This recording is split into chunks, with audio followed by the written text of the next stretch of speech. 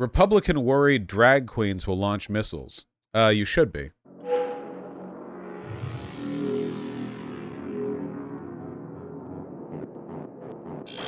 What this is just shows to the extent that the Biden administration has been pushing this agenda into our military, and it is weakening our military. It is not making it stronger. We have drag shows taking place at Malmstrom Air Force Base. There are one. Okay, worth pointing out that if you're at all a fan of history, you can find photos of drag shows being performed by World War II GIs.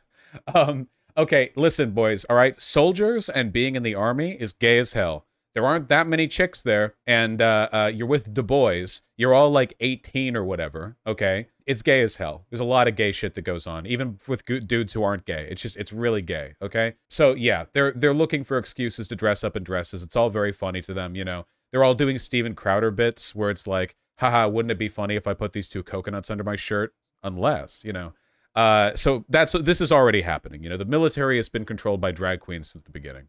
150 ICBM missiles that are being controlled by that Air Force base and by these individuals. I don't want someone who doesn't know if they are a man or a woman with their hand on a missile button. This is actually so interesting because I just listened to a Lions Led by Donkeys podcast episode, which I highly recommend, on the USS Iowa turret explosion.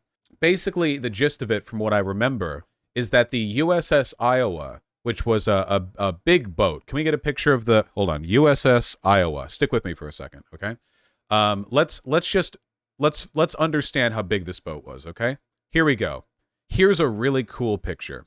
It was back in the days when if you wanted to kill people from a boat, you would put giant cannons on it, rather than like a bunch of missiles and planes and stuff. This was like the golden age of cool battleships, right? The USS Iowa was a big boat. It was a cool boat. It had big guns. I think the guns they had were in fact too large. They were too big. They were dangerously large. They were so large that the firing of these cannons were disruptive to the machinery and electronics on the boat. So that had to be built in such a way that all of the control apparatuses of the boat were like dozens of feet away from any point affected by the shockwave from firing the cannons. Like, the force emitted by firing them would like knock the ship apart. Yeah. It would mess with the course of the ship because it would knock you off course. It would like destroy the internals. In fact, the USS Iowa blew up because they did some ship testing and used the wrong kind of powder. It was a big boat, okay? But when it blew up, when the USS Iowa had this cannon malfunction, this failure that blew up, I think it instantly liquefied like 50 people, I think. Like in an instant. There was no suffering. Just when the cannon malfunctioned, 50 people became atoms. There was immediately a big cover-up. It was 47? It's for whatever. There was a big cover-up on this because it was representative of like really irresponsible practice and like lack of safety and stuff like that, okay? But there was an immediate cover-up, like don't tell the media, like clean everything up, don't let inspectors see what was wrong here, all that crap, right? But the people who wanted to cover up got a they found a gold mine when they realized that one of the dead sailors on the USS Iowa, they had a life insurance policy on themselves that would pay out to one of their friends. So, and this was without the friend's knowledge. So basically a sailor was like, hey, if I die out here, like, give my money to this guy's family. They were great friends, you know, I don't know. But this became publicly known, and immediately the U.S. Navy had a burning question. You gay? You gay, bro? You gay? Instantly, the media ran with the news. Gay sabotage. The police captured and tortured the sailor who they suspected of being in a gay relationship until he confessed to the gay saboteur friend who confessed to being a saboteur by deliberately blowing up the USS Iowa. Of course, the confession was bullshit and he retracted it shortly afterwards, but they wanted so badly to blame this on anything other than the ship's running that they tortured this guy. This can't be real. This is literally real. It's worse than I'm describing it because I don't remember all the details. It's not good. Yeah, it was retracted the next day. Anyway, like the U.S. Navy hounded this guy for the rest of his life. Not for the rest of his life, I should say. For the rest of this event, they denied him the ability to re-enlist.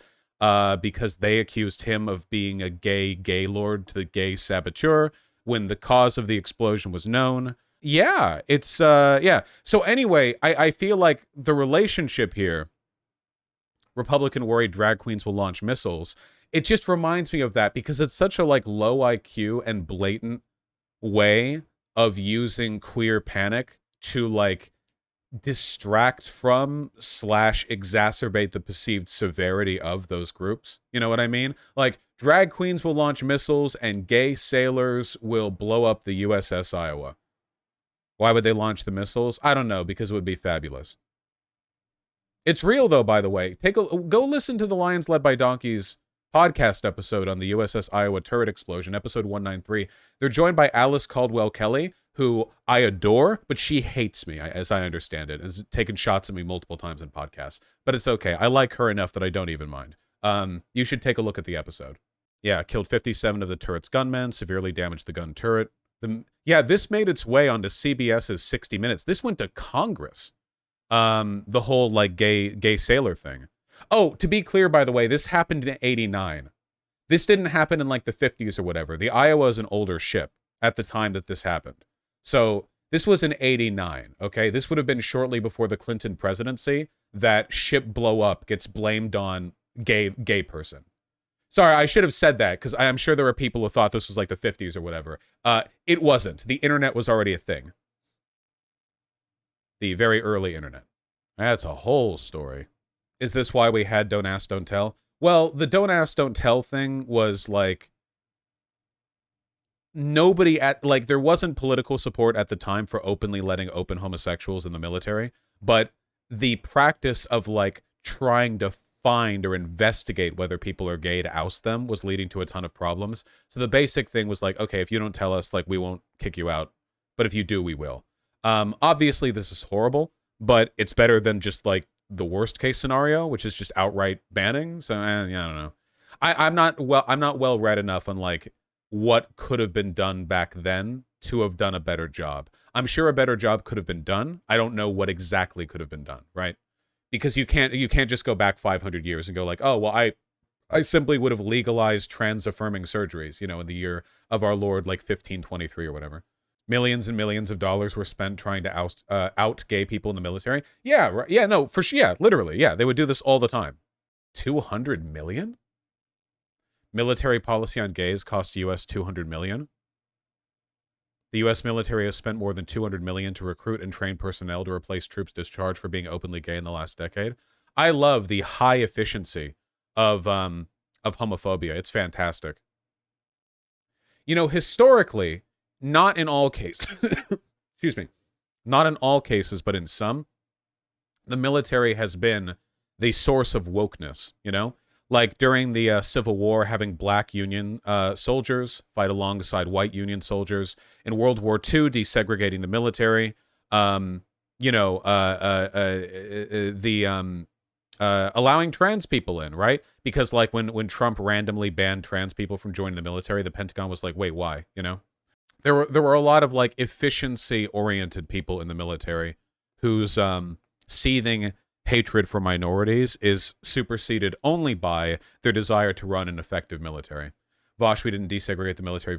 Sorry, not desegregating the military in World War II. There were elements of the military that were run in a more progressive manner than was politically acceptable at the time. I swear the military cares more about diversity than the general population right now. If you took like a representative sample of people who work at the Pentagon, I actually wouldn't be surprised if they were more progressive on LGBT issues than like the average American. One reason being that in order to work at the Pentagon, you have to have a high level of education, which does tend to correspond to progressive beliefs. And two, I think the kind of conservatism that's associated with like deep state American supremacy military like promotion isn't the same kind of conservatism as like culture war, anti-gay bullshit. The military preys on poverty too. Yeah, but the poor people who are brought into the military aren't working at the Pentagon. Also, apparently that narrative about like all the poor people being brought into the military first. That's not necessarily true anymore. It seems like a lot of people who go into the military, it's not all like poor kids trying to get a shot at college. Now it's like a bunch of white upper middle class kids who are trying to prove their worth or something. It's like not necessarily conservative, but there's this like near hereditary attitude towards like, well, my daddy proved himself and now I have to, like that kind of thing. I don't know. Maybe that's changed. I'm not sure.